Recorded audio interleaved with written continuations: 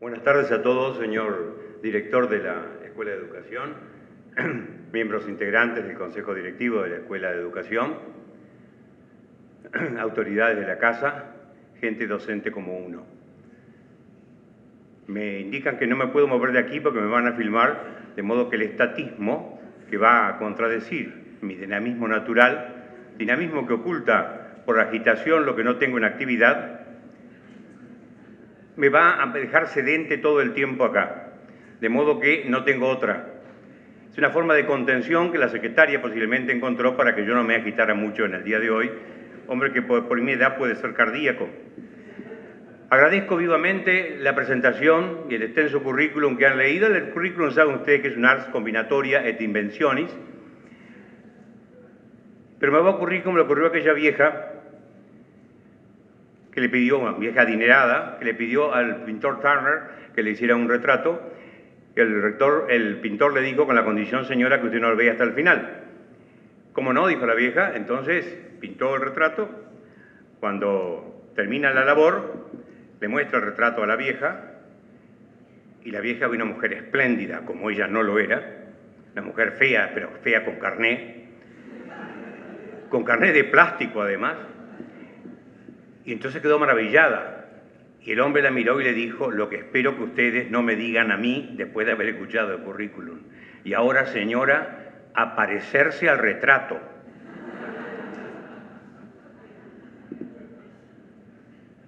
Acá vamos a tener una presentación, supuestamente, vamos a hacerlo desde acá. Tampoco anda esto. Allá, le enfoco allá. Se apagó todo.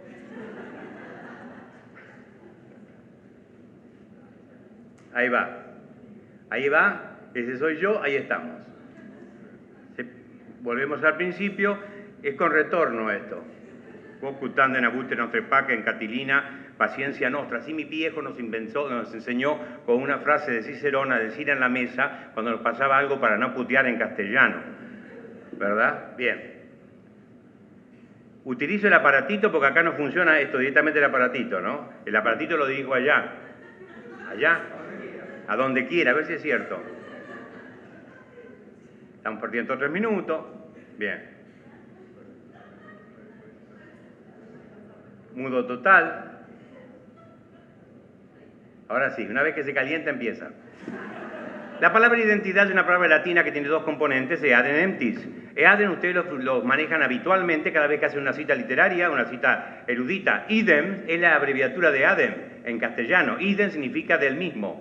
Eadem emptis significa del mismo ente, es decir, del mismo ser. De modo que lo primero que hay que tener para tener identidad es tener una entidad, y que esa entidad permanezca en el tiempo, tenga una especie de duración o de sustrato durativo. Si no hay esta permanencia en el tiempo, no hay realmente identidad. De modo que previa a la identidad es la identidad.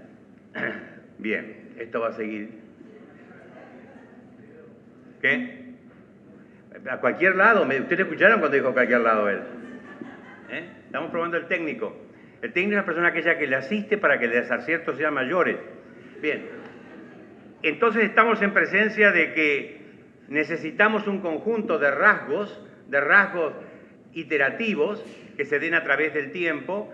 ¿En qué? En la persona, en la familia, en el colegio, en una empresa, en una universidad, en un país, en una región. Todo puede tener su identidad si mantiene estos rasgos característicos o identitarios, con un adjetivo que ahora se está imponiendo, y lo terminamos de imponer porque está bien hecho, aunque es algo feo desde el punto de vista formal, que es lo que permite reconocer, digamos así.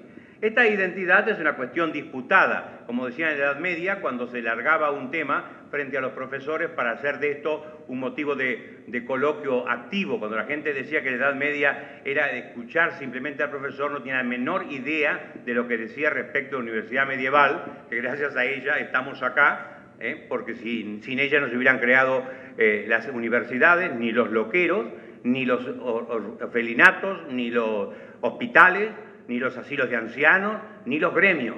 Moyano no existiría sin la Edad Media. Es lo que hay que entender porque es una época corporativa. Y bueno, la corporación de maestros y discípulos con la voluntad de hacer los saberes, como decía Alfonso X, era la universidad. Esa cuestión disputada se lanzaba al ruedo, se anticipaba el tema y discutía después los colegas en una reunión muy activa. Entonces podemos decir que, ¿qué es? ¿Una realidad o una mistificación? La mitad de la bibliografía de acá hasta la pared dice que hay rasgos identitarios de distintas cosas, de naciones, personas, entidades, culturas, institutos educativos, y la mitad de acá para allá dice que no. Es estático-dinámica, lo veremos, es espontánea o construida, es un dilema, es individual o colectivo, intangible o prosa. Es decir, que estamos frente a un conjunto de posibilidades. Hace tiempo que no me estaba pasando esto. Bueno. Primero, hay 4 tesis para mí acerca de si existe una identidad de un sujeto, una familia, una institución educativa, lo que sea. Primero, es la que sostiene que es una realidad persistente, es una tesis esencialista que estaría basada en Parménides, el ser es lo que es, ¿cierto? De ahí no se discute. Usted hereda una identidad, usted en un colegio.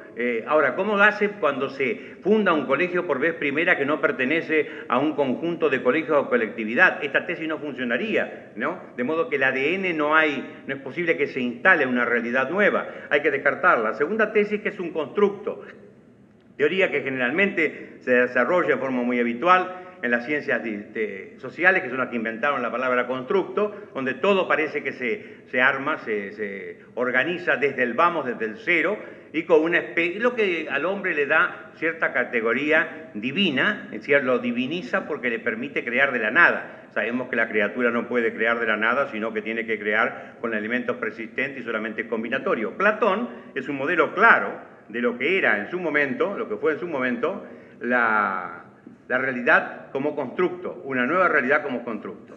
La tercera es que es una realidad cambiante, de modo que estamos en presencia de Heráclito, nadie se baña 2 veces en el mismo río, no porque el río únicamente cambie, sino porque usted cambió, de modo que este cambio incesante echaría por tierra lo que es la permanencia de elementos característicos de un ser. Y nos quedaría la última realidad, que es la que tiene algo de existencia posible, es defendible, que es una realidad básica, dinámica, ¿cierto? Con cambios, sí, pero hay una base previa y un constructo. Es decir, yo tengo una base de la cual arranco y a partir de esta le voy colocando elementos identitarios que la robustecen. Así como, por ejemplo, para dar una idea, tuvimos conciencia de nosotros mismos y la defensa, de la capacidad de defensa del territorio con las invasiones inglesas en 1806, 1807. A partir de ahí, la indefensión en que nos dejó España nos dio conciencia de nuestra realidad y empezamos entonces a inventar un himno, una bandera, y todo esto fue una moneda. Todo esto es un constructo que se hace a partir de una primera base fuerte, y así es que se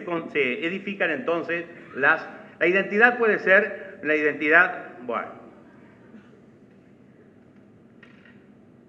la identidad consigo mismo, que si usted no la tiene, no tiene unidad de persona. Indudablemente hay una seria dificultad en esto. Lo que usted siempre dice adolescente, vos tenés que identificarte como vos mismo, con tu cuerpo. Entonces, a las gorditas se le dice esto, a los flacos escuálidos como era yo, igualmente. En fin, esta identificación consigo mismo, si usted no se reconoce, no hay identidad posible. La segunda es un reconocimiento por otros. Y ahí ya trasciende la propia conciencia, y cuando otros dicen, esto es barciano, esto es australino, acá no quieren decir australiano en vez de australino porque se asocia a los canguros y uno anda como salto en realidad en esta universidad, pero prefiere ser australino en vez de australiano.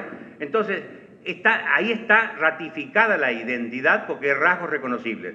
Ahora, la identificar con otros tiene 2 modalidades. La primera es la simpatía, que no es la cosa graciosa de reírse con otro y de chistear, la simpatía o de caerle bien. La simpatía es una palabra fuerte griega que significa sympatos, sentir juntamente con el otro la pasión. Patos es pasión, estar sucudido, es identificarse con el otro y acompañarlo. Entonces, esto es simpatía. Y la alienación es el riesgo mayor que tiene la identidad, que es cuando usted deja de ser sí mismo y se enajena, se hace alieno, se hace ajeno a sí mismo, ya no tiene control de sí, es otro. Ese es el caso de una piba que es chupada por el novio y le modifica su personalidad, es un caso de alienación. Es el caso de un colegio donde un gobierno le impone una modalidad para hacer y le hace perder todos sus perfiles, eso es un caso de alienación. Bien. Tenemos a partir de la alienación cultural extrema como clonación.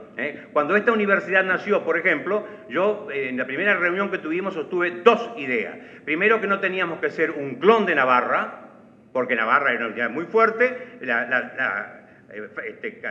materia que a mí me ofrecieron era literatura universal, desde los citistas García Márquez. Había una serie de 4 señores que nos entrevistaban los potenciales profesores, y entonces le dije, esto es imposible, es una guía telefónica.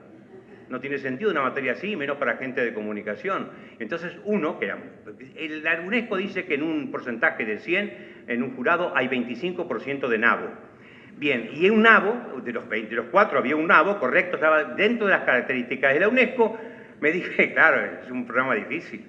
Y yo con ese arresto que tengo le dije, ponga el dedo en un punto cualquiera del programa y le hablo 45 minutos sobre él.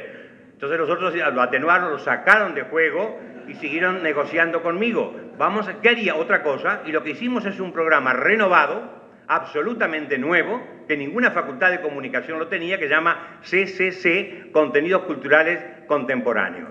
2 años después viene el decano de la Facultad de Comunicación de Navarra y en medio de la reunión dice, ¿quién es el doctor Barcia? Y yo, como humildad franciscana conocida, apenas levanto media mano.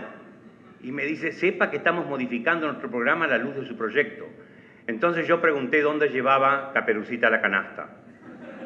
Porque en realidad la felicidad era que alguien ratificaba con la inversión del proceso y los galeones volvían allá en vez de traer de allá todo. De modo que la primera cosa es no ser clon de Navarra, y los medios clown de Navarra, donde Navarra se ría de nosotros por la falta de seriedad. Lo ha logrado esta universidad en casi todos sus estamentos. La clonación uniformante es la anulación de la identidad, y este es el final de mi exposición, porque por distintas razones se va a ir avanzando, y parece que inexorablemente hacia esto, y es lo que hay, frente a lo que hay que estar advertido. Si usted no está atento a que lo quieran clonar con una forma predicha y que usted sea una especie de molde, de materia que lo metan en un molde y lo sacan como un budincito, es lo que tiene que tener en cuenta. Cambia, por favor. Bien, a ese. Muy bien. ¡Epa!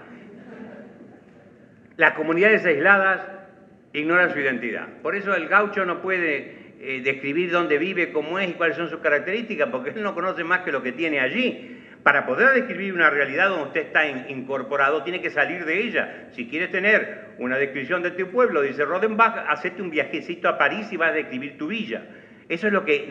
¿Qué es esto? El extrañamiento. Usted sale de acá. ¿Quiénes lo describieron? Los italianos primero, dos jesuitas italianos, después los ingleses, después los franceses, porque venían con una posibilidad contrastiva de comparar. Venían de otras realidades, entonces podían decir que teníamos de peculiar y que no, pero usted nunca lo es porque el pez no sabe lo que es el agua.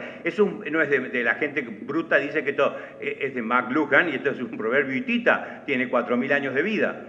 No sabe lo que es el agua porque el pez nace en el agua, conoce a la peza en el agua, se casa con la peza, tiene pececitos y muere en el agua. No salió jamás de allí. Tiene conciencia del medio ambiente en que está, tiene conciencia de la ecosfera en que vive en absoluto. De modo que los pueblos entran en contacto, se descubre su identidad gracias a esta relación que se llama aculturalismo. Le aclaro que la palabra correcta es esta y los diarios suelen meter la pata y entender por aculturación la negación de la cultura. No, ahí sea no es prefijo, negativo. La aculturación es contacto de cultura. ¿Cuántas posibilidades tienen? 4 posibilidades diferentes que le vamos a hablar a una. Una es el arrasamiento de una cultura por otra y eso es desculturación, que es lo que la gente confunde con aculturación. Podríamos desarrollarla muy bien. Las diferencias que se establecen entre lo propio y lo ajeno, y es fundamental porque usted se conoce a sí mismo solamente cuando conoce a otros. Usted está en su familia, mi hija se pone de novio y dice, bueno, yo quiero ir de vacaciones con mis suegros. Muy bien, hablamos, hacemos el contrato, muy bien, sale allá. A mí, mis hijos me tenían siempre como cierto rechazo porque yo tenía todo ordenado. Yo desde pequeño supe que no iba a ser inteligente, entonces fui disciplinado. Yo estaba escribiendo... Tenía una idea, la única idea de la tarde, y entraban, papito, y dice, ¿dónde está el lacre? Segundo cajón a la derecha, seguía yo, ¿no? ¿Dónde hay papel secante? Primer cajón arriba. Y eso les satisfacía el problema, pero les molestaba que fuera así. Muy bien, entonces se fueron de vacaciones. Íbamos en el auto. Papá, dice, tengo agua, tenemos rojo. Yo no, yo no manejo, mi mujer maneja, porque manejar es una cosa concreta, yo conduzco, que están las orientaciones generales. Bien, entonces, decía, el termo rojo, agua caliente, el termo azul, ¿dónde está el paquete de hierba? Todo era así. Siempre fui igual yo, porque era muy limitadito, tenía muy buena organización. Decía Perón que la organización vence al tiempo, y yo voy venciendo al tiempo hasta que me doblegue. Va de vacaciones, vuelve. ¿Cómo te fue, nena? Un desastre, papi. ¿Qué pasó? No pudimos tomar mate porque no encontraron la bombilla. Y yo ya empecé a segregar saliva que me caía por el borde de la comisura, ¿no? ¿Y qué más? Y si no llevaron reloj, perdimos 3 excursiones. Y vos no le dijiste que menos mal que estabas en un ecosistema familiar distinto al tuyo, donde todo estaba muy organizado. No se puede hablar con vos.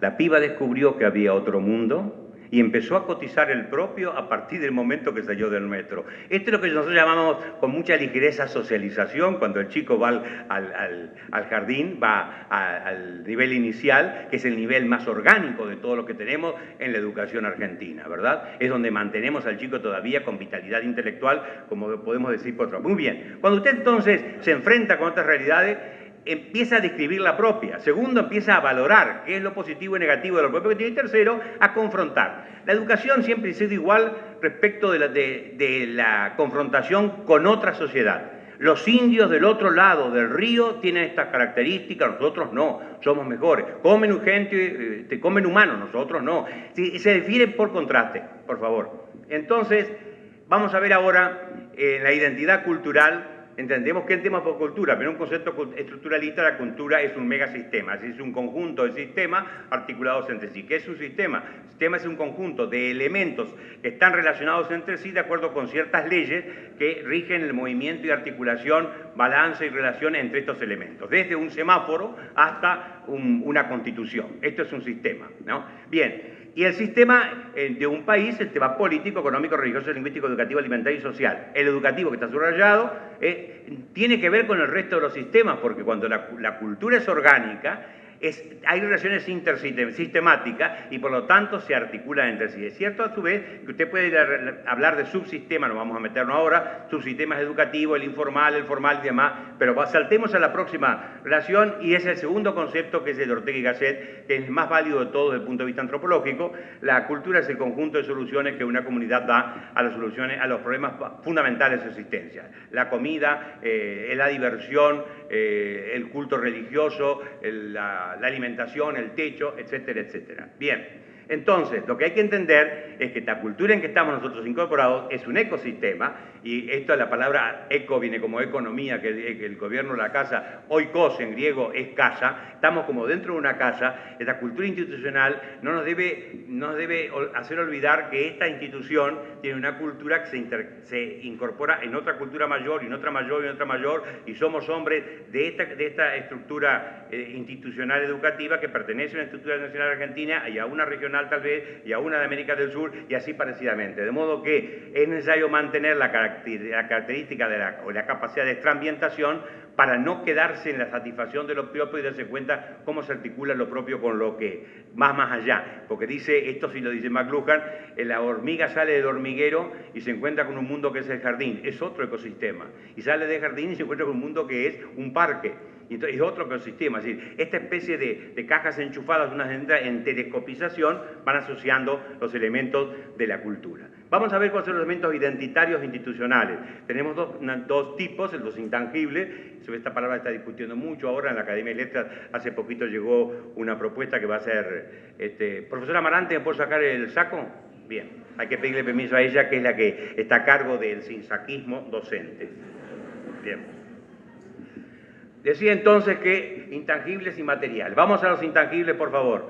Lo que ustedes ya conocen, el ideario, los valores, que es el transversal de los transversales, es todo esto cuando la revolución de Decibe, esto lo estudiamos, lo analizamos y demás, y los valores es la realidad de la que más se habla y menos se tiene en cuenta a la hora de freír las milanesas.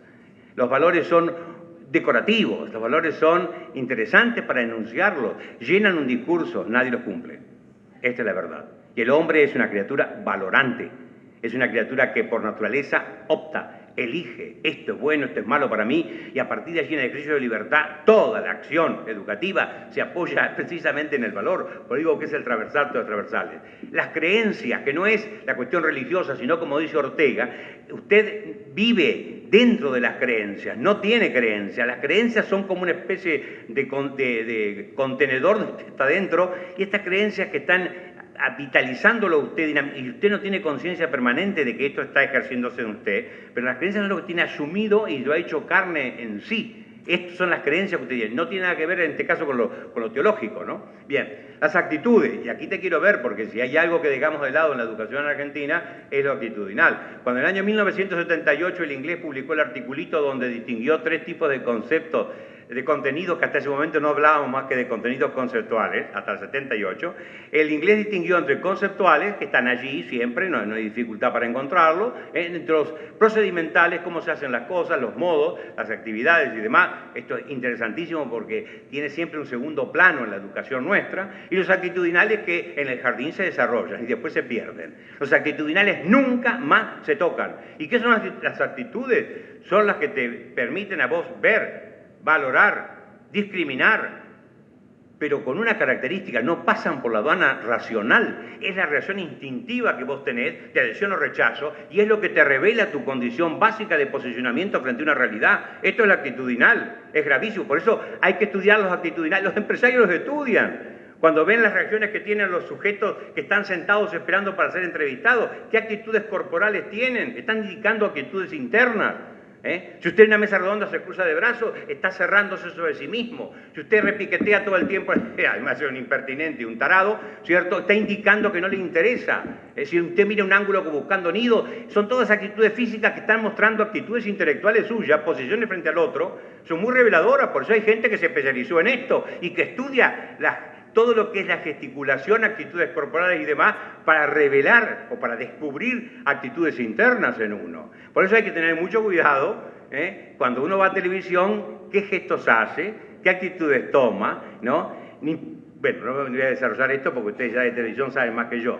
Es decir, todo esto constituye el etos educativo de un centro educativo, y el PEI los contiene. Cuando en el año 1998 largamos los cursos nosotros acá, yo publiqué, mejor dicho, me publicó Ferré, el de Anteojito y Antifaz, este librito, que fue la primera síntesis que se hizo, porque el documento ministerial tenía 250 páginas para preparar el PEI, desanimaba a todo el mundo. Nosotros hicimos acá con 700 directores un curso, y todavía yo voy al interior, a veces a Formosa, y se acerca o una monja o un hombre seglar y me entrega un CD. En esa época no teníamos ni idea del CD, ¿no? Doctor, yo hice el curso con usted y ahora terminamos de hacer el PEI y se lo puse en un CD. No se dice CD, se dice CD. Bien, en un CD. Hay que corregir siempre, aunque uno sea molesto. Bien, hay que leer las letras, CD. TV, nosotros nos decíamos cuando era chico, Watch on TV, nos decíamos inglés, decíamos eso. TV, TV, se lee la letra, CD, DVD. Bien, ahora, si usted ojea esto, se encuentra con que tiene nada menos que un capitulito que dice rasgos de identidad. Ya estamos en el 98 diciendo todos los elementos que el PEI debería contener como rasgo de identidad. Este librito todavía se puede conseguir, si alguno le interesa, aunque todo el mundo ya tiene el PEI hecho y ya tiene solucionado este problema que fue angustioso para los docentes. La reforma del CIB era tan compleja, con muchas cosas positivas, otras negativas, con muchos elementos ininteligibles desde el punto de vista lingüístico para los docentes, por eso que en esta facultad se gestó un diccionario para poder leer los documentos. Las profesoras Nigro y Marita Grillo, bajo mi dirección, hicieron ese diccionario que tuvo su difusión, era un mataburros para entender los documentos. Fíjese a qué punto llegamos. Usted lee los documentos que emite el Ministerio, o más todavía que emite el Consejo Provincial de todas las provincias reunidas. Es difícil que, si usted no tiene, como decía Quevedo, la pitonisa de Delfos al cinto, que entienda el texto. Bien. Entonces, dentro de los materiales tenemos los mitos.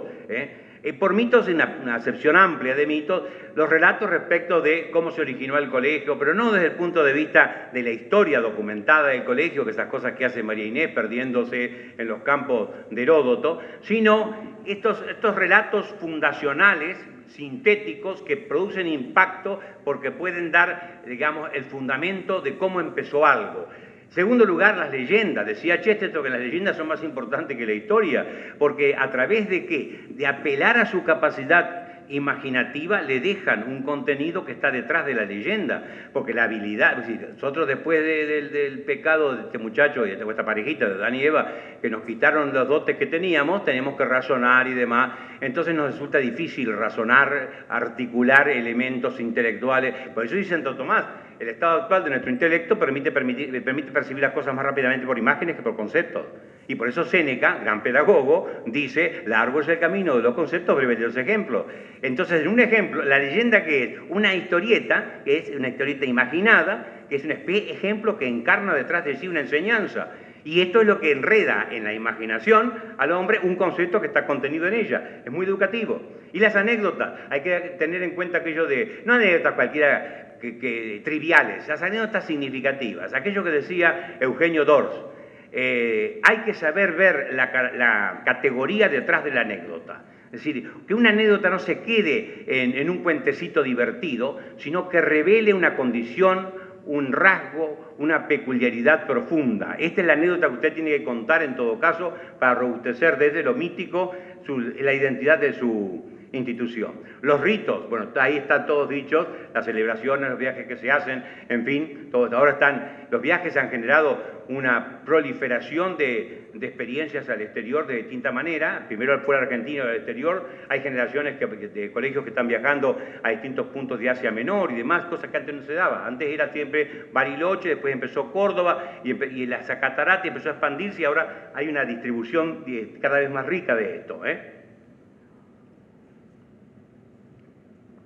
El otro punto, los héroes, el fundador o patrono del instituto, y lo que llaman los antiguos la galería de viris illustribus y mulieris illustribus. Es decir, hay determinadas personas que son modelos de acción. Es siempre figurativa. Una persona encarna patrones de valor y entonces se lee la vida de esa persona como un modelo encarnado. Después tenemos el carisma, que esa palabra le quitamos el contenido teológico, que hoy todo el mundo dice querigma, es cierto, en griego en realidad correspondía que se dijera querigma y no carisma. Todos dijimos carisma porque repetíamos lo que los teólogos antes comentaban. Carisma es un sello, es una marca. Ahora, por eso no tiene únicamente que ser clerical el carisma, o religioso. Montessori da un carisma. Los colegios que están amparados, digamos, o inspirados en la versión Montessori tienen un carisma, tienen un querigma. El de La Salle, jesuita, bueno, los jesuitas tienen el Ratio Studiorum, que son un querigma fuertísimo de estructuración de su estudio. El Colegio Rayo, el Colegio Marianista, adelante. Bien. Tendría que ir usted por el mundo con consejo de conferencia porque me lleva muy bien. No sé si yo le digo que pasa o usted me obliga que yo. Bien. El clima institucional, dificilísimo de medir. Hay 3 instrumentos hoy actualizados para medir el clima institucional, que es lo que da, digamos, la atmósfera de convivencia. En primer lugar, el aspecto objetivo, transposiciones ambientales, ¿qué espacios tenemos? Sabemos que el profesor quiere... Yo durante 40 años di clase en la Facultad de Humanidades de La Plata sin tener un espacio. Yo explicaba al lado de una escalera, daba clases al lado, explicaba las consultas al lado de una escalera porque tenía despacho. El tener un despacho propio es el sueño del cuarto propio de Virginia Woolf, pero que es muy efectivo. Y hoy día la CONEAU está estimando si los profesores tienen o no tienen ámbitos propios como para recibir a sus discípulos y guiarlos y demás. Los recursos de que tengamos estos sistemas electrónicos o no los tenemos aulas electrónicas. La sorpresa mía cuando voy a La Matanza, ¿qué querés con La Matanza? Caminé una cuadra y a cada lado tenía aula llena, repleta de elementos digitales, de aparatos y demás. Una cuadra entera. Es una potencia que tiene. Nosotros tenemos una habitación, tenemos 2, y otros tienen más. No hay que envidiarlos, hay que imitarlos. No me parece que falta un poquito más. Y las redes, bueno, está bien, hizo bien pasar. Me lee mejor que yo. Bien, adelante. Los aspectos subjetivos, cómo es el estilo directivo, ustedes lo han estudiado en los cursos, ya lo manejan mejor que cualquiera, ahí tiene las distintas modalidades, esto tiene que ver con las formas de relación con la gente, se la consulta a la gente, baja la ley, la disposición, baja la tensión, sube y vuelve a bajar después en forma de ley, todo esto que ustedes han estudiado y tienen materia a la que se han aplicado. Y las relaciones interpersonales es inteligencia, una de las inteligencias de Howard Gardner es la inteligencia interpersonal, pocas personas la tienen. La persona que tiene esto es directiva, eficaz, ¿no? Si no es directiva con un papel que dice que es directivo. Pero cuando tiene capacidad interpersonal de asociar, a llegar, como diría Horacio, en cálida yuntura, esto es potenciado, esto es rico. Bien, los símbolos materiales, vamos ahora, dejemos de lado los inmedibles, digamos, los primeros los visuales, los auditivos, lingüísticos y normas. Vamos a los visuales primero. Pase de diapositiva, por favor. Símbolos visuales. El nombre, el escudo, logotipo, colores, pase a la siguiente. Vamos a detenernos en uno, porque yo puedo detenerme en cada uno de estos y hacer una cháchara infinita sobre cada uno, para ver la riqueza que hay en cada elemento de estos. Por ejemplo, el nombre del colegio, el nombre de la institución. ¿Hay una carga connotativa propia? Claro. Es que el caso de que se llama Manuel Belgrano Sarmiento es una personalidad conocida, salvo lo que me pasó el otro día cuando el Día del Maestro me llaman de C5N para hacer una entrevista, pero antes quisieron pasar unas entrevistas que se han hecho en Calle Florida, gente joven, acerca de quién era Sarmiento, ¿no? Los 4 primeros con una herencia minuciosa, alemana, de quién era Sarmiento. No dejaron nada por desconocer de Sarmiento. La cuarta, una piba luminosa, dijo, ¿es el de los billetes de 50? Esa es la realidad. Entonces, ¿hasta dónde es conocida? Creo que es exagerado decir que la carga connotativa propia es conocida en el caso de Manuel Belgrano de Sarmiento. Ahora, cuando es poco conocida, sí necesita una explicitación. El arzobispo San Alberto. ¿Sabe usted quién era San Alberto? Estamos hablando de un hombre que radicó en la Argentina, que estuvo en Córdoba, que en realidad debe ser el patrono de la comunicación educativa del país, por la capacidad que tenía para armar sus documentos y difundirlos en todo. Godofredo Deró, una estación de trenes. Sí, pero ¿quién era Godofredo Deró? ¿Sabía usted que era inspector francés que estuvo entre nosotros y que fue asesor del Ministerio de Educación? ¿Sabía usted que es uno de los hombres de mayor capacidad descriptiva en páginas breves de las realidades criollas, que tiene 4 libros de tipos y personajes criollos y tiene como 16 libros de adaptación de cosas criollas y aún europeas, como el hombre dijo a la oveja, que es La Fontaine contado en alpargatas o en bota de potro? Entonces hay que saberlo, bien. Entonces tenemos ahora una carga connotativa no conocida por el personal, sino que se va adquiriendo con el tiempo, una imagen asociada. En el caso del Colegio Nacional de Buenos Aires, en las reuniones de la Academia de Educación, cada vez que habla Sanguinetti nos plancha, ¿no? Usted dice, tal persona fue egresado del Colegio Nacional Buenos Aires, ¿no? Entonces, es una especie de sello que le ponen a usted, si usted no egresó de allí. Por eso yo me vengué, hablé del colegio fundado por Urquiza, ¿cierto?, que generó muchos prohombres también para balancear un poco la cosa. Pero es cierto que el Colegio Nacional de Buenos Aires tenía, en un pretérito muy imperfecto, tenía un sello de seguridad, lenguas vivas, lo mismo. Con todo lo batido pobre que ha estado ese instituto. Ahora, El Salvador, vamos a alargar el 30 creo que es, una serie de videoconferencias sobre educación. A mí me toca desde El Salvador porque simbólicamente es un poco la cobertura de toda la realidad educativa desde el siglo XVIII.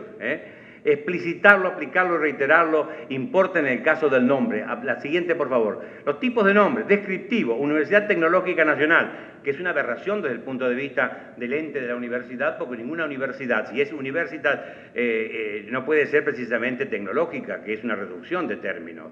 Esto es una contradicción, es lo que se llama un oxímoron conceptual, pero bueno, ya se impuso el nombre. En realidad nada puede ser reducido, tampoco la que se acaba de crear en la Universidad de Buenos Aires, en el ámbito de la provincia de Buenos Aires, se llama Universidad Pedagógica. No existe una universidad pedagógica. La universidad es todos los saberes, o la mayoría de los saberes, no la pedagogía, no la tecnología. Entonces es perder noción de la totalidad. en razón de sacrificarlo por una. La Escuela Argentina Modelo, que además tiene un nombre propio. Los toponímicos, ¿dónde está obligado? Ahí tenemos dos nombres, la Universidad y el Belgrano, gran colegio segundo secundario. Los simbólicos, Universidad Austral.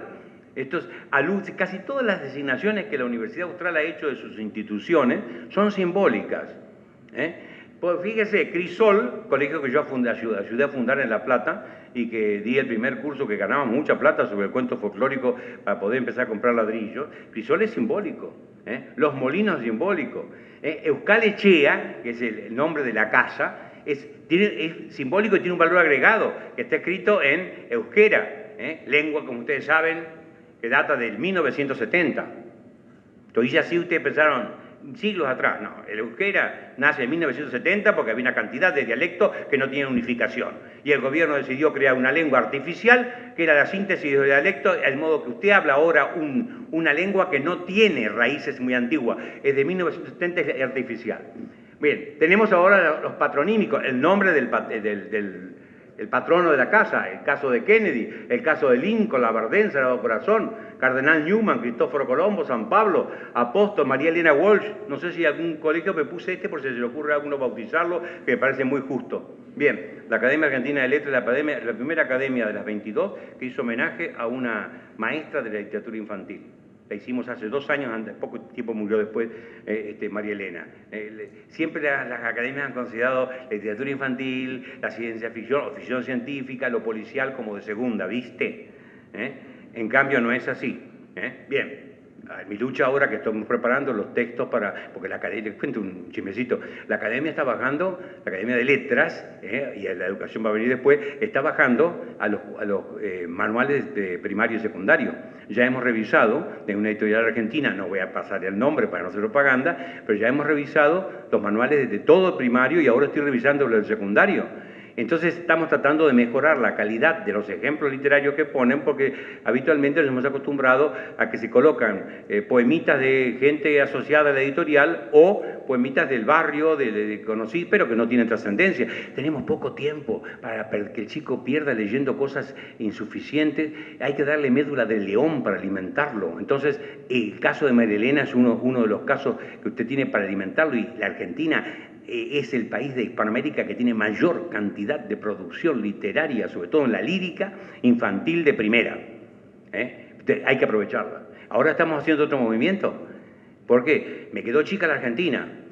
Y ahora estamos trabajando en los manuales de enseñanza de lengua en Brasil. Es importante todo esto porque al lado del tú eres le pongo entre paréntesis vos sos, para que el chico aprenda al mismo tiempo el tuteo y el voceo, porque cuando cruce el río y se encuentre con que nadie dice tú en nuestro país, y entonces se facilite la relación del Mercosur. Bien, los cíclicos, Universidad KS, UCA, UBA, hoy nadie dice Universidad Nacional de Buenos Aires, es suficiente. Los combinados, que es un acrónimo que con los nombres que significan determinada cosa que no vamos a desarrollar ahora, y San Gabriel. Esto es un cíclico primero y patronímico después. La Escuela Técnica Henry Ford, el descriptivo patronímico, la próxima por favor. Especial, este es como buen correntino es atravesado el nombre. Colegio privado Mainumbi. Primero colegio privado es descriptivo, simbólico porque es Mainumbi. Mainumbi en la traducción del guaranismo es colibrí y da un toque regional acentuado mediante el uso de un guaranismo que es la palabra que en guaraní dice colibrí. De modo entonces que tenemos, me va empujando ella, está indicando Julio Capuri. Bien, entonces, los identitarios materiales, símbolos visuales, el escudo, ojo, imagotipo, una imagen, identifica una institución, el árbol del Austral. Fíjense, yo me he venido hoy con la corbata del Austral, el distintivo del Austral, y en la ropa interior tengo grabado el escudo del Austral. Yo estoy identificado con todo lo visual, no sé si con lo profundo, pero con lo visual sí, con esta universidad. Ojo, esto es lo primero que entra, es lo que se impone. Ustedes analicen los elementos del imagotipo, ese imagotipo que está acá. ¿Qué significa? Es un árbol, el árbol de la sabiduría, con frutos rojos, significa frutos carnosos llenos de sustancia. Es verde, quiere decir que está siempre renovado, es vitalísimo. Tiene cuatro raíces que se nutren de un suelo nutricio. Estas raíces pueden ser las 4 grandes disciplinas que se aunan en el tronco, en la unidad de la universidad, y en la diversidad de ramas se va abriendo las distintas conocimientos y ámbitos, y tiene la Cruz del Sur arriba para indicar no únicamente una posición geográfica austral, sino una posición religiosa e ideológica, que es el cristianismo. Todo eso está acá. Los que hicieron no lo pensaron, pero me llamaron a mí para que lo explicara. Es así. Es así. Yo explico cualquier cosa. Usted tiene un distintivo y no sabe, me llama, cobro poco y yo lo explico. No es confundir imagotipo con logotipo, que son siempre letras y códigos tipográficos. Es interesante la tipografía sugerente con que el Instituto Goethe ponía primero las marcas que eran letras góticas. Y ustedes ven los colegios, por ejemplo, las guarderías infantiles suelen utilizar rasgos infantiles en los títulos. Osito Bubú, como si fuera la escritura de un niño. Bueno, esto tiene que ver también con una identificación. Los códigos cromáticos, acá hay un color identificatorio. No sé por qué, que nuestro color identificatorio es el azul, no sé por qué el cartel de entrada tiene un rojo puesto. No tendría que ser rojo. Una noche voy a venir con un aerosol y vamos a cambiarle el sentido. Bien. La señalética, como dice, cuando aprendimos la palabra señalética nos sentíamos integrados a un mundo de avance, ¿no? Todo lo que tiene que ver con los decorados, digamos, en una realidad. Los códigos gráficos, dibujos, imágenes, lapiceras, corbatas, todo esto que tiene que va vendiendo el producto, porque hay que vender el producto en el sentido bueno de la palabra, ¿verdad? Y naturalmente el uniforme, eso lo dejo ya por obvio porque usted por los uniformes reconoce los institutos. Adelante. Ahí tenemos los signos auditivos, el himno del colegio. ¿No tiene himno su escuela? ¿No tiene himno su colegio? Pues haga un concurso, invéntelo, que se genere un himno y que ese himno tenga un jurado como la gente, para no elegir como la bandera de la provincia de Buenos Aires que le eligió Tinelli, una votación al día previo de la elección, fue vergonzoso, ¿cierto? Ponga una gente cotizada que trabaje en esto y que le saque un buen himno. El himno es aquello que se canta corporativamente, que da aliento. Yo escucho chicos que han tenido un himno propio en colegios, yernos míos, sin ir más lejos, y que en medio de están tomando mate solos en el patio de casa cantando el himno, les ha quedado encarnado aquello, canciones típicas, y los burra, alerón, alerón, alerón, bom, bom, chumba, chumba, chumba, tralalalero, y viene después la declaración del... Eso lo puedo caracterizar de otra manera, pero no tenemos tiempo, ¿no? Bien. La jerga. Los colegios, si no tienen que utilizar cierta jerga típica, que pone el sello. Así como los pibes inventan, muy efímera la vida de la jerga de los pibes, pero inventan una jerga para distanciarse de dinosaurios de la especie que somos nosotros. También en los colegios, por ejemplo, en el baño. Yo cuando entré al Liceo Naval, 3 pruebas de ingreso al Liceo Naval. Ahí no se entraba por acomodo. Liceo, no escuela, liceo. Uno de los mejores institutos educativos argentinos. Donde por vez primera se estudió y aplicó la taxonomía de Bloom, tan olvidado hoy Bloom, bien, y tan poco taxonómico que somos. Bien. Levanta la mano un pibe. ¿Sí? ¿Puedo ir al jardín? ¿Tienen autorización para ir al jardín? Sí, señor, sí. Al rato otro. ¿Puedo ir al jardín? Pero ustedes tienen autorización para salir de clase, sí, es urgente. Bueno, entonces se va y le digo, ¿qué es el jardín? El baño. Porque por antífrasis le llamamos jardín a lo que no huele como flores. En la convención. En cambio, en mi el colegio comercial de Luis Clavarino, le decíamos, ¿puede ir al Orinoco? Vaya, ¿cierto? Entre Amazonas y Orinoco hemos preferido esto. Bien, el lema, ad augusta per angusta, es decir, puede ser en latín, en alemán, en inglés, en francés, lo que sea, hay resultados exitosos por esfuerzo de vía, ¿no? Todo lo podemos entre todos, lindo lema medieval, que yo adopté para la academia, y Cristo es el camino, para ser religiosos un poquito. Un grafiti en el colegio de los Salesianos de La Plata, había Santoro, un gran confesor Santoro, pero un hijo de mala madre como administrador, no te dejaba pasar una. Nosotros contando los pesos para pagar la mensualidad a fin de mes, ¿no? Y entonces los pibes nos iluminaron la vida con un grafiti que decía, Cristo es el camino, Santoro es el peaje. Y esto que tiene que ver con las normas explícitas de la convivencia, La proxémica, esto hay que tener cuidado con la proxémica. O sea, las leyes proxémicas son diferentes. Cada institución puede tener las propias. ¿Hasta dónde usted puede avanzar en un escritorio? Entonces, todo esto tiene que ver son cosas escritas y no escritas, las explícitas de conveniencia y no es explícita. El sistema de gobierno que antes ya habíamos hablado. La próxima, por favor. Bien, vamos a ver. Entonces, tenemos que la suma de elementos intangibles más los materiales da lo que llama el imaginario institucional. El imaginario institucional es una entidad compleja que al mismo tiempo ha sido construida, pero que genera nuevas formas. Es una especie de crisol donde usted le echa cosas y las transforma y las vuelve a devolver. El imaginario es el sustento, es el sustento de todo lo que es la vida institucional. Es holístico, para hay que usarla porque siempre aparece en la bibliografía, ¿viste? Entonces, comprende la totalidad de la realidad. El imaginario acude a todo. La Revolución Francesa es la primera que tuvo un bureau d'image, una oficina de imagen. Hoy cualquier oficina, cualquier empresa tiene una oficina de asesoramiento de imágenes. Cualquier político le enseñaron a Alfonsín a hacer así, a Menem a saludar así, al otro a hacer así. Los asesores de imagen trabajan en eso. La Revolución Francesa generó el bureau d'image, que fue el que inventó libertad, fraternidad, igualdad. Fue el que dijo que la guillotina tenía que ser el instrumento de ejecución porque señalaba categóricamente la ruptura, la separación de las cabezas del tronco. Fue la que inventó el cambio de los nombres de los meses para que la realidad fuera percibida de otra manera. Todo eso en el 1789. Ese mundo se especificó, se perfeccionó y hoy día tenemos una magnífica producción de bureau d'image en todos los campos. ¿Por qué no vamos a usarla en el campo educativo? El campo educativo ha aprendido muchísimo de la empresa. ¿En qué consiste los cursos de másteres que damos en la universidad? Aprender de la empresa lo que la empresa hizo durante mucho tiempo y después darle el curso a los empresarios sobre lo que tienen que hacer. Ese es el recurso del máster, aunque usted no lo crea. Palabra que yo le puse el acento por vez primera y le puse la pata encima y la convertí en un españolismo cuando era un gringuismo. 3 cartas de lector de la Nación diciendo que es una barbaridad poner ese acento y al final se impuso. Mi gran contribución a la evolución del castellano es este acento en la palabra máster. Bien, es integrador. ¿Por qué? Da coherencia, da sentido de unidad a todo.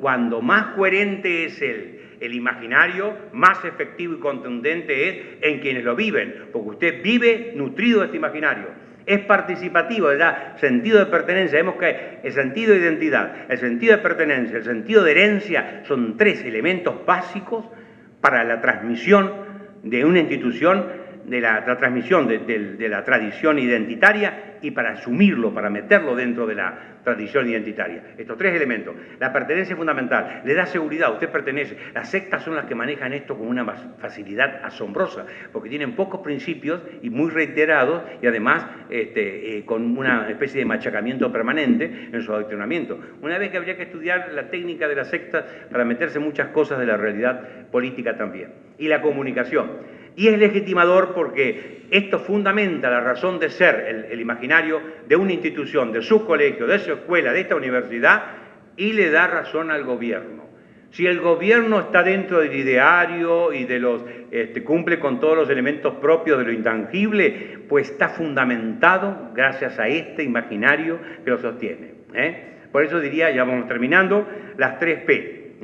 Permear permanentemente lo posible. ¿Qué significa? Que usted todo el tiempo tiene que estar haciendo filtrar lo propio, la enseñanza en todos los campos de los rasgos identitarios. Está en el nombre, en los elementos físicos o materiales, en los conceptos, en los valores. Es permanente y lo posible, en el grado que pueda ser asimilado. Adelante.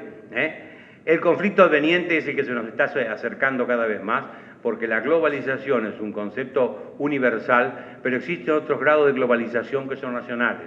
O sea, donde se toma una mentalidad globalizante para uniformar toda la realidad. Y esto se nos puede dar mañana a nosotros en el campo de los currículos de la Argentina y en el campo de la formación docente, nada menos. De modo que lo que viene, o adveniente, para utilizar un latinismo y pensar que uno maneja latín, es que vamos a tener un conflicto. El conflicto es cuando 2 fuerzas chocan, pero hay que hacer ese conflicto una confluencia, una articulación.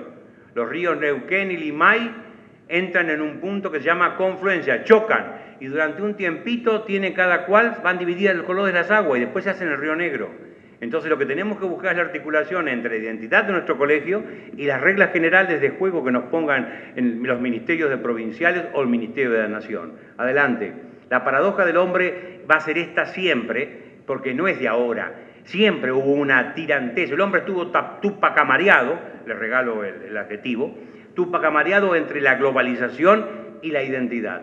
La paradoja es que el hombre es al mismo tiempo un hombre globalizante, pero claro que sí, quiere expansión de lo suyo, está convencido de algo, busca expandirlo, en cualquier nivel que sea, pero al mismo tiempo es creador de nichos. Para distinguirse de otros genera una modalidad preferente. Entonces, ¿esto qué ocurre? Cuando todo el mundo empieza a usar el mismo jean, hay un sector que se aparta y comienza a usar un jean diferente. Y allá van los otros detrás para imitar y se van apartando siempre. La creación de nichos es permanente. El lector de nichos es el que genera la gran venta en este negocio de la identidad. Entonces, el hombre es una máquina de fabricar todo este tipo, ideología, dialecto, pero al mismo tiempo esto todo choca con la voluntad de globalización. Adelante. Los proyectos globalizadores hemos tenido siempre, desde Alejandro Magno en la Hélade, que inventó la primera coineo lengua general para manejar todo ese campo político, que sin saber, los mismos incas habían hecho lo mismo en el incanato, inventando sobre los 20 dialectos que tenían del quechua, habían hecho una lengua común para comunicarse y manejar política y económicamente mirado.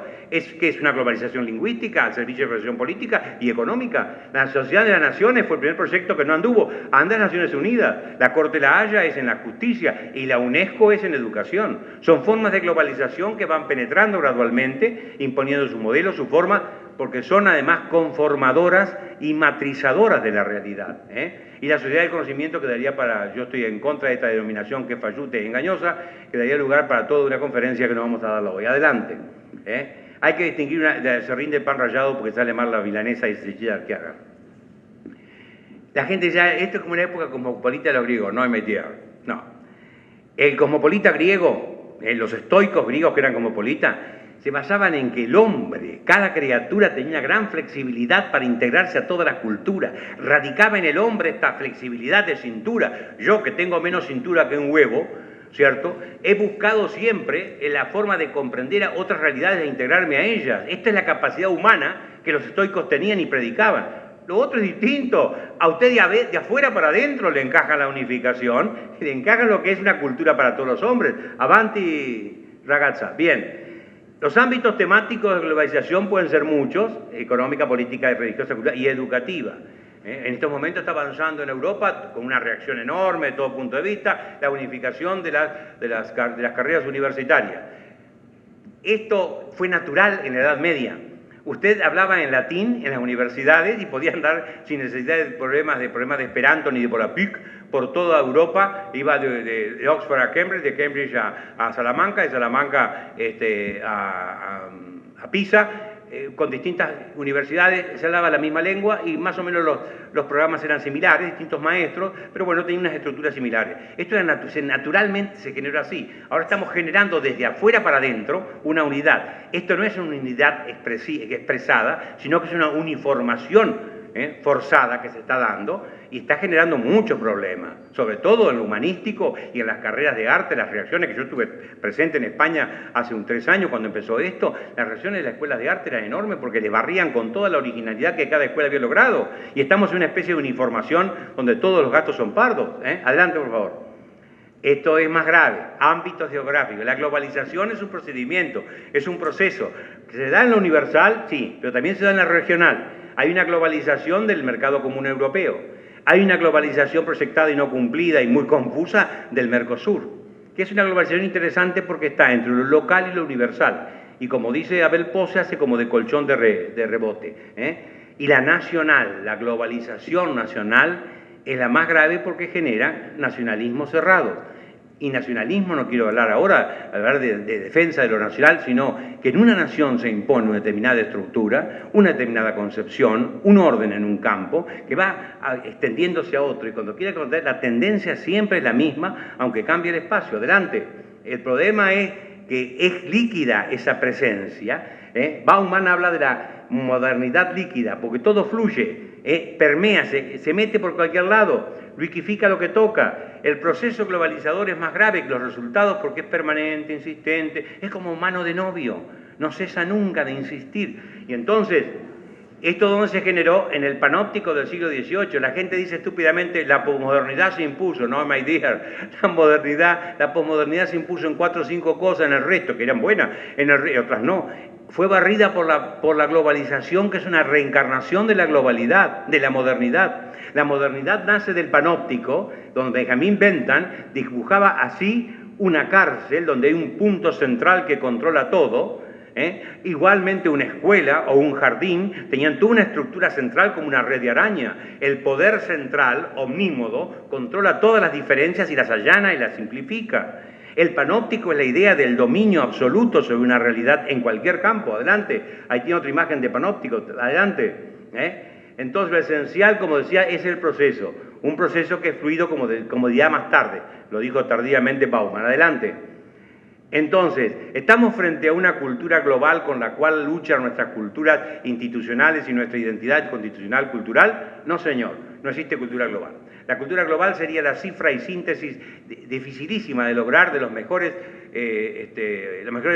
puntos digamos, de logro de las culturas de todo el mundo. Esto no se ha dado ni se va a dar. Goethe lo soñó y dijo es un imposible.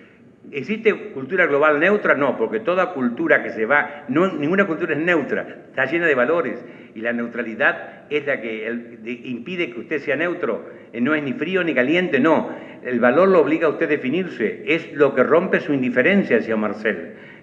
¿Qué es lo que existe? Es una globalización de una cultura. Pongamos un campo, tomemos el campo de la cultura norteamericana, se está globalizando gradualmente y a través del idioma, a través de la serie de televisión, a través de la música, del rock, de las zapatillas y de la ropa deportiva, todo esto se difunde. Económicamente tiene una raíz, pero también políticamente tiene un efecto. Y además es una forma de dominio que lleva detrás la política. La economía es la primera forma de globalización que avanza de la mano de la política. Y aquí tenemos entonces dos aspectos en educación global. No existe educación global, existen intentos globalizantes en el campo educativo. Logra la homogeneización de la producción y la homogeneización del consumo. Todo el mundo va a pedir lo mismo. ¿Qué hacen con esto? Domestican la diferencia. Quitan aquello que es irritativo, que es lo diverso. Hay que lograr que nadie disienta en el campo educativo. Entonces, lo global se ha convertido en estos momentos en una segunda naturaleza. Y hay gente que dice y que lo escribe y que lo ha publicado en la UNESCO, hay que educar para la globalización. Es una negación de la naturaleza humana, que es el individuo que quiere libertad. A ustedes ¿cómo van a educarlo para la globalización? Que sabemos que la globalización no es natural, sino que está dirigida por un conjunto de potencias que unifican el proceso. Y eso que se da en el mundo se puede dar en un país. Y educar en la globalización, sí. ¿En qué consiste esto? En educar la cintura. Otra vez la cintura. Acá no importa entonces en el cambio que va a venir tanto los contenidos, porque están ahí, están acá los contenidos. Los que no están acá son los procedimentales y menos los actitudinales, y menos la capacidad de cambio del pensamiento crítico que tiene que desarrollarlo usted. Todo esto en el último libro del pensador norteamericano, que nos dice claramente el educar para la nueva generación de los nativos digitales, ¿no? Prensky nos está diciendo que hay que atender muchísimo, más que nada, a las preguntas que hacemos y no a las respuestas que damos. Y en segundo lugar, atender a las actitudes y no tanto a los contenidos. Pasamos años revisando contenidos. Los contenidos están todos en la red.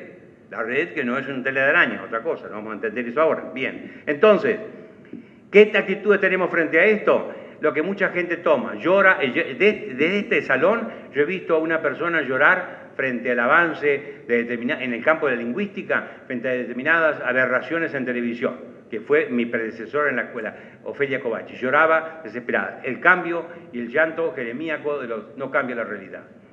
Tampoco la crispación agresiva que lo lleva a que usted se pliegue porque no quiere entrar en el juego, porque usted tiene que vivir en este mundo. Ni el entusiasmo adherente de los integrados, que son el sonsaque que van al frente de las manifestaciones, ¿vio? La acentuación pedagógica de identidad, pero volvamos un poquito para atrás. Ni el llanto, el moqueo, ni la puteada cambian la realidad. Lo único que cambia la realidad es esto, esta mano, a la luz de un proyecto claro, metida en la masa de la realidad, conformándola. Usted no puede estar fuera de la realidad, tiene que estar metido en ella, vivir en ella, integrado en ella, no diluida en ella, integrada en ella. El que se diluye en la realidad pierde su identidad. El entrevero, cuando me preguntaron con aquella consulta que había de internet, ¿cuál es la palabra que usted más prefiere? Yo digo un argentinismo, entrevero, porque el argentino está entreverado cuando es inteligente, es decir, está en medio de la realidad, se mezcla con todos, pero no confunde nunca el enemigo con el amigo, siempre distingue un elemento de otro.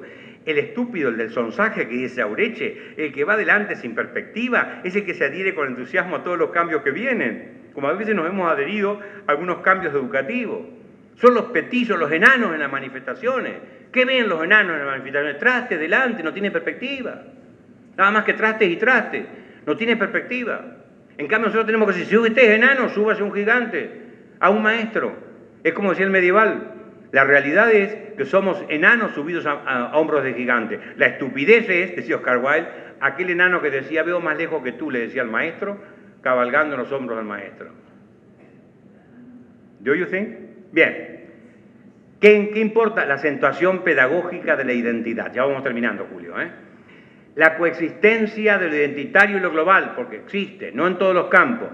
Teníamos la unificación en lo local, como las propagandas de televisión, que aparece un auto con todas sus características generales y después el auto en los últimos 15 segundos se lo ubican en el Chaco, en el trasfondo de las cataratas. O sea, una cosa general, universal de las características de un coche japonés que se lo meten en un ámbito argentino. Bueno, acá esta cosa burda que inventaron los japoneses no inventaron la palabra, pero sí el procedimiento, es la actitud que tenemos que tener. Convivir en un mundo que va hacia la globalización, pero defendiendo lo local, defendiendo lo propio, buscando un equilibrio que sí va a ser siempre inestable, porque la lucha del hombre está entre lo global y lo individual, entre la identidad de una institución y el allanamiento y arrasamiento que fuerzas determinadas quieren hacer de todas las instituciones. Bien, todo eso, páselo que ya está dicho de alguna manera. El Jacques Lang, el gran educador y ministro de Francia, un socialista notable, decía esto: hay que practicar la resistencia cultural. Los franceses tenían hábito en esto cuando Hitler, claro, hay que leer culturalmente la frase de Jacques. Decimos Jacques como decía George, y dicen a Borges nunca lo leyeron, pero dicen George. Bueno, hay que leer la frase de Jacques. Él tenía conciencia de lo que fueron los maquis en la resistencia individualizada de grupos pequeños frente al avance hitleriano. Y esto es lo que está diciendo, es la resistencia cultural. Adelante. La frase 1942. Tiene que ser un poeta el tipo para acertar. Vea lo que dice Thomas Eliot. Los organizadores del mundo serios y humanos podrían ser, sin embargo, una amenaza tan grave que se creen que están haciendo bien la cosa para la cultura como aquellos que emplean métodos más violentos. Una cultura mundial, si me fuera B, que fuera simplemente una cultura uniforme, no sería cultura. Tendríamos una humanidad deshumanizada. Sería una pesadilla. Lo dice durante la Segunda Guerra Mundial porque está advirtiendo lo que puede venir, lo adveniente. Entonces, luchemos contra eso. Adelante. La identidad institucional, no descanse usted, no tome la siesta santiagueña, ya estamos bien con el colegio, no es un ergon. Siempre hay que meter un poquito de griego para que usted crea que maneja la lengua. Un ergon es un trabajo hecho, ya cerrado, no. Es una energía, es un proceso de todos los días. ¿Qué importa? Adelante. Importa en los procedimentales, la forma suasoria de llegar a veces de todas las formas, la insistencia. El burro consigue burra por cargoso y no por hermoso. Y el pedagogo logra lo mismo. El Doberman, ¿qué es el Doberman? El tipo quería darle, le dice veterinario, anda con una enfermedad hepática, el perro, dele al Doberman este líquido. Lo agarra, el tipo llama al Doberman, vení cacho, lo pone entre las piernas, la cabeza del Doberman y trató al Doberman de encajarle el frasco en la boca. El Doberman se resistió, lo mordió y demás, tiró el frasco al suelo. Caído el frasco al suelo fue el Doberman y empezó a lamer el remedio. No había acertado cuál era el procedimiento suasorio para que el Doberman, el educando, tomara la realidad bien. Oportunidad, otro cuentito breve. Una vieja le dice, estúpidamente, le dice al jardinero de Hyde Park, señor, ¿cómo hacen para tener un pasto tan verde y parejito? Y el hombre que era sabio, aunque era a lo mejor analfabeto, le dice, y señora, hemos empezado hace 300 años. ¿Do you understand? Bien. El gallego dice, camarón que se duerme se lo lleva la corriente. Nosotros decimos, como los correntinos, yacaré ese que duerme es cartera. Si usted no atiende a defender su identidad, a pedagógicamente inculcarla, a insistir en eso, no va a tener entidad. Y el que no tiene entidad me lo barren de un cachetazo. Si usted se duerme en sus laureles institucionales con la identidad hecha de un PEI que le parece que por tenerlo impreso y en un CD funciona, va muerto. Le insisto lo del correntino. Y para tranquilidad de ustedes, yo me basé en la frase de Sartre que dice que el infierno, que no es el teológico, cuando es a plazo fijo es tolerable. Ustedes ahí, que por eso yo viví 15 años con mi suegra, va a morir la vieja, decía. Y murió. Era tolerable, yo acepté aquello. El infierno de ustedes conmigo se quemó. Muchas gracias.